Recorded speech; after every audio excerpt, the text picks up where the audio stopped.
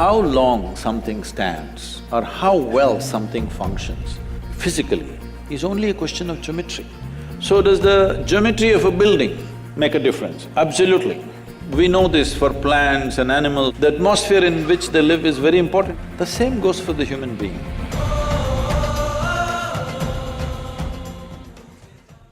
If you look at the physical world, whether it's your body or a blade of grass or the planet or whatever, the physical universe is all about geometry, isn't it?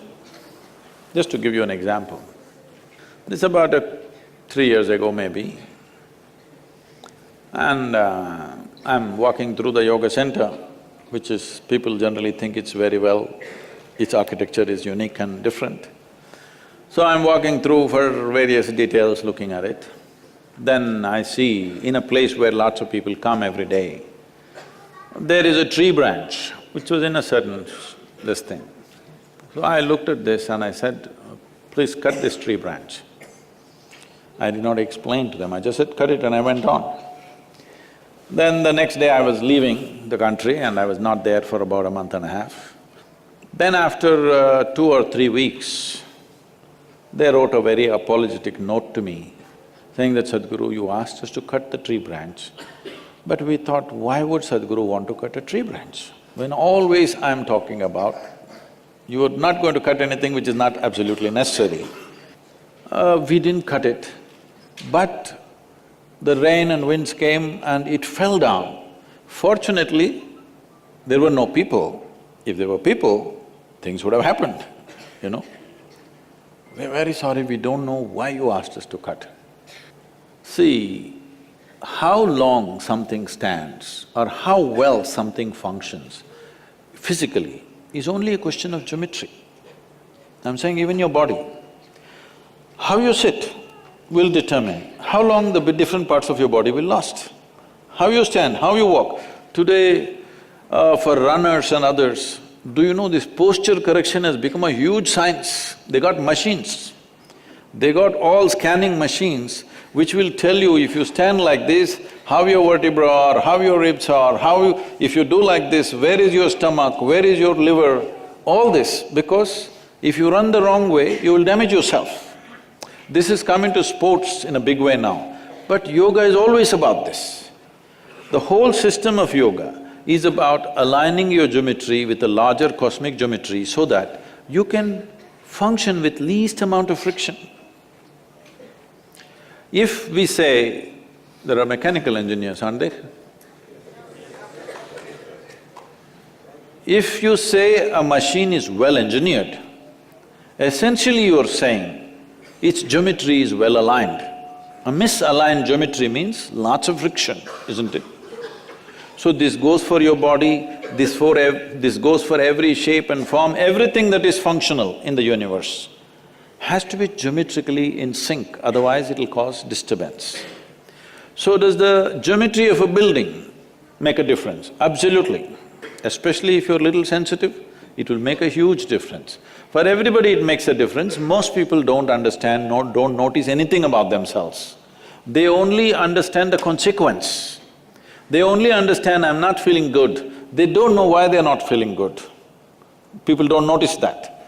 But the very shapes and forms that you have around you has a certain impact because you are also a physical form. And how this physical form is, how this is, how that is, all this has a certain geometric impact.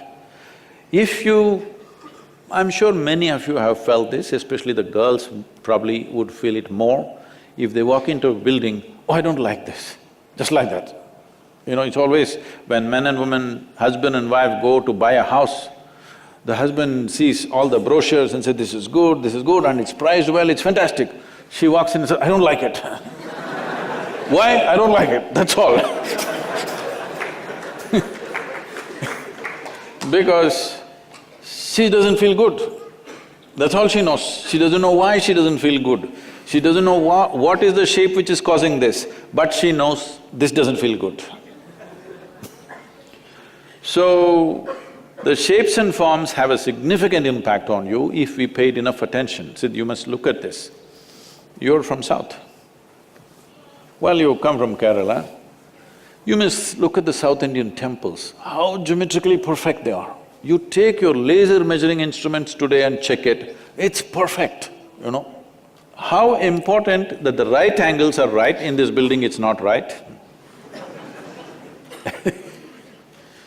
And how the shapes and forms make a difference is something that they examined to the minutest possible thing when they built the ancient temples, particularly in the south. The North Indian temples are all brick temples, they're done in a certain way, it looks like they've all been put up in a hurry, you know. Now, why I'm saying this is, I think the northern belt took a lot of invasions and ancient temples were destroyed, they all put it up in a hurry. When they could, they just put it up. But in south, they took time and engineered it in a certain way, you can feel it, you don't have to believe anything, you just go and sit there, you feel a certain… that space has a certain impact on you. Our home should be built like this, our offices should be built like this. Because it's very important that… see, we know this for plants and animals and everything, the atmosphere in which they live is very important, the habitat, otherwise they won't thrive, isn't it? The same goes for the human being. If you just want to somehow live and die, you can live anywhere. But if you want to thrive really, then it's important what kind of spaces you live in. There is a whole science to this, which is generally called as agama. People think it's temple building science. It's not about temple building. It was to be built… every human habitation was to be built that way. Whole lot of people couldn't afford it for their house, they did it only for the temple because it takes more involvement and care for this. So this is the reason, this is one of the reasons why. So you must understand, only in the south this instruction is still there, in the north it's gone. In south, even today this instruction is there. If you go to the temple, you don't have to pray, you don't have to appeal to some god, you just have to sit there for some time. Have they told you? You must sit there. But what people are doing today is they're just touching their bottom to the floor and going away. That's not the idea. The space has been built with such care, you must sit there and experience this and allow your system to make use of it, because this is a geometry too. The entire system of yoga is just this. The Hatha Yoga is all about correcting your geometry constantly, that if you walk through the world, you will walk through it effortlessly. If your geometry is not right, then you will see every point you'll get tangled up. So, architecture in India is right now, except a few, the new architecture that's been done, unfortunately we have a serious, mental enslavement. Whatever is done in the Western countries, we're doing it not considering our weather, the temperatures and everything simply. Even our clothing is like that, largely. If you go out of IIT, probably most of you will be wearing a suit, a jacket and a noose around your neck in 40 degrees temperature. How to wear a jacket?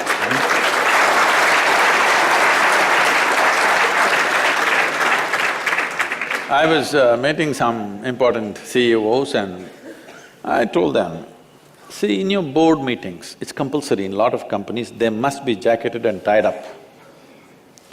I said, a CEO means people expect he will do the most sensible things.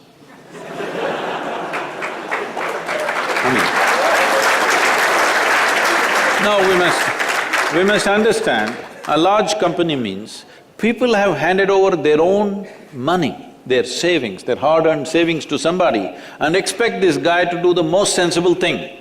But this guy wears thick jacket and a tie in 40 degrees temperature. I don't expect this guy to do sensible things.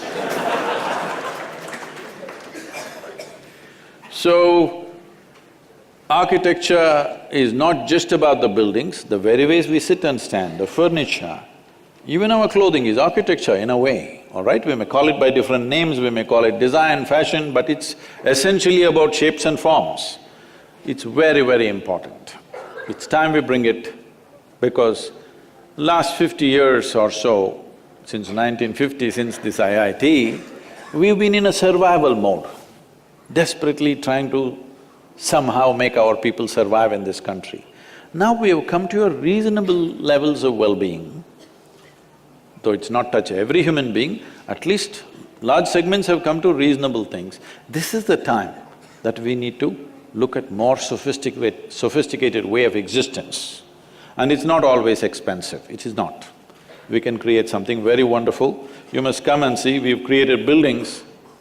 See that, right now I'm telling you the simplest thing. Right now this is a flat roof, I don't know what is this roof outside? A-frame, is it? It's a A-frame. So right now, between the roof and the gravity, there is a fight. Going on or no? You may not see the fight, but it's happening. There is tension here. And one day, someday, who do you think will win? The structure or the gravity?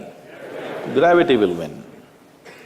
So we created structures which are standing up not because of the strength of the material, but simply because of the perfection of geometry.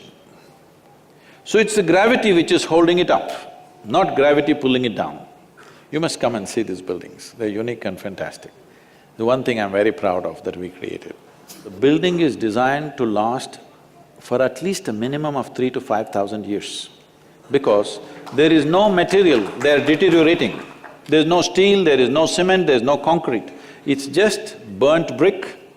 See, even if you go to Mohenjo-daro or Harappa or whatever the most ancient civilization, what is it that you find? Burnt clay is the only thing that survived. It's burnt brick and just lime, which is holding the thing up. It's not the strength of the material, it's the perfection of geometry. Unless it's seismologically sensitive area, so we put it on sand beds, so it takes small shocks.